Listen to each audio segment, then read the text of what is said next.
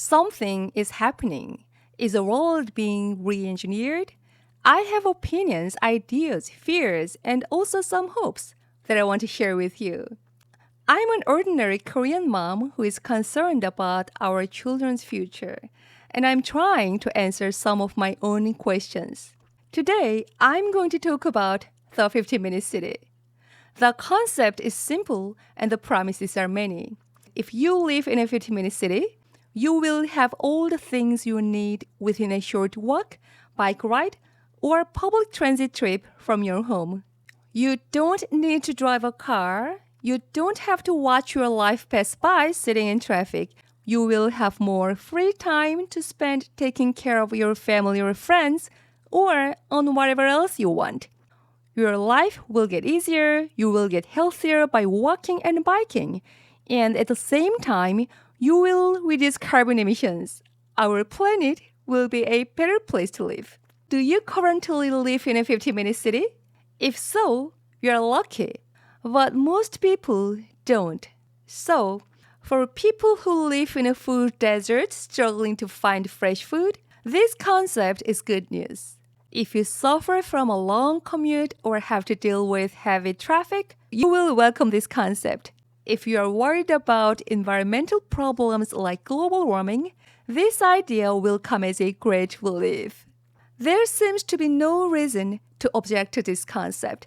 So, why are online platforms rife with conflicting opinions on this topic? Why do people accuse each other of being sheepish followers of nefarious organizations or, conversely, tinfoil hat conspiracy theorists? That might be because there are some challenges and controversial aspects to this concept. Let me elaborate. First up, let's talk about financial issues. Even though it's not always the case, affluent neighborhoods tend to be more 15-minute friendly, and the converse is also true. That is to say, 15-minute areas tend to be more affluent. Here is why. Let's say this is a 15-minute city. More people than the city can accommodate will rush to reside there, which means housing prices go up and the cost of living follows suit. Would it be possible to build 15-minute cities that are affordable for everyone? And how about this? Picture a low-income neighborhood. It has a shortage of facilities as might be expected. In order to transform this area into a 15-minute neighborhood, a huge investment would be required. Where would the money come from? Or is there any clever way to do it at a reasonable cost? The financial barrier is significant. Then, is money all it takes? No. Let's move on to the second point that should be considered regarding the 15-minute city. When a good idea is combined with cutting-edge technology, generous funding, and a lucky break, the outcomes can be fantastically successful. Take the example of Saudi Arabia. It has transformed the desert into fertile soil that is producing staple foods from cereals to vegetables and even animal products, so that now it's become a food exporting country as opposed to a food importer. This was possible partly because the country is surrounded by seawater and has a lot of petrol money to desalinate the water for urban and industrial use, thereby freeing other sources like groundwater for agriculture. They've mined the water from as deep as 1 kilometer in the ground, pumped it to the surface, and distributed it via large center pivot irrigation feeds. Now, Saudi Arabia has a city named Al Ain under construction. It's claimed that the city will deliver new wonders for the world.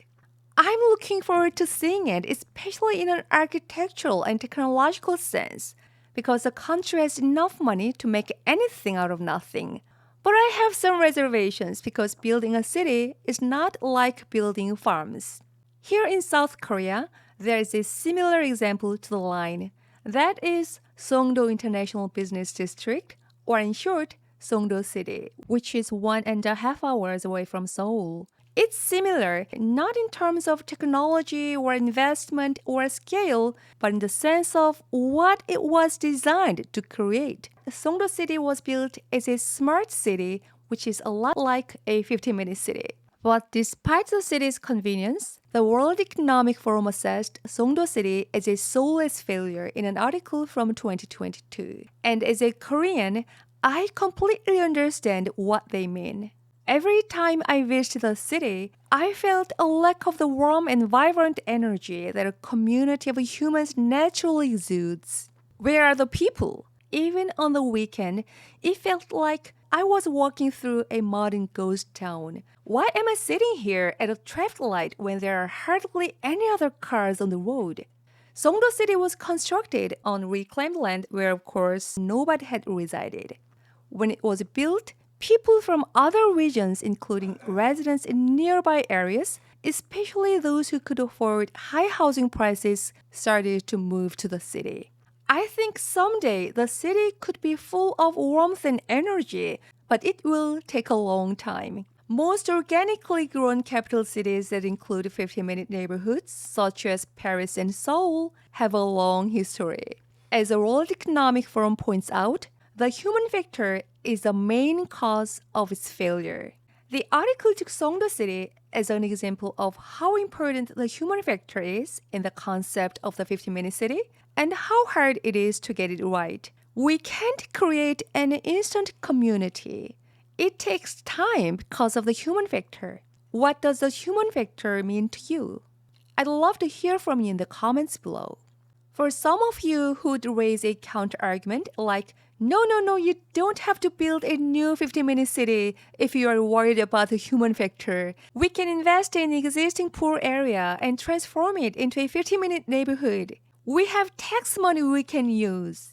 Yes, you are right. Some tax money could be used for one-time investments like building schools, healthcare centers, or grocery stores in low-income neighborhoods. But will these institutions survive long-term without recurring grants or subsidies? If the government must give a constant cash injection to keep those things running, that is just an extension of welfare benefits, which is an entirely different topic from the 15-minute city. Let's move on to the third point. Many residents of Songdo feel the city is not as convenient as hoped and is most attractive for families with children under age 12. Songdo is isolated and as a result doesn't have much to offer. Some companies likely don't bother investing in the isolated city due to the low number of customers they would get. This problem is not unique to Songdo City. This is a common and natural aspect in every city to a greater or lesser degree. The perfectly built 15-minute city is no exception. Even if there are 20 restaurants in my neighborhood, I might get tired of those restaurants. No matter how convenient a city is, the city can't satisfy every citizen because life is more complex than expected. I like sitting in a fancy cafe and my husband likes to hang out at a pub. I like nice restaurants, but all my husband needs is a fast food burger. Needs and preferences vary from person to person, and they change often. What is attractive to me might not be appealing to you. What is a 15-minute city to you might not come across as convenient to others. Furthermore, what satisfied you last year might be unsatisfactory now. Standards and circumstances can be unpredictable, and your needs can change accordingly. It's impossible to build a city that satisfies everyone all the time, whether it be a 15-minute city or a super-duper smart futuristic city. Even if there's such a thing, I do not want only a 15-minute radius worth of options. That's uninspiring. What do you think? Let me know in the comments below. This video is just a snippet of my thoughts about the 15-minute city. In the following video, I'll cover what my real concerns are. See you soon. Bye for now.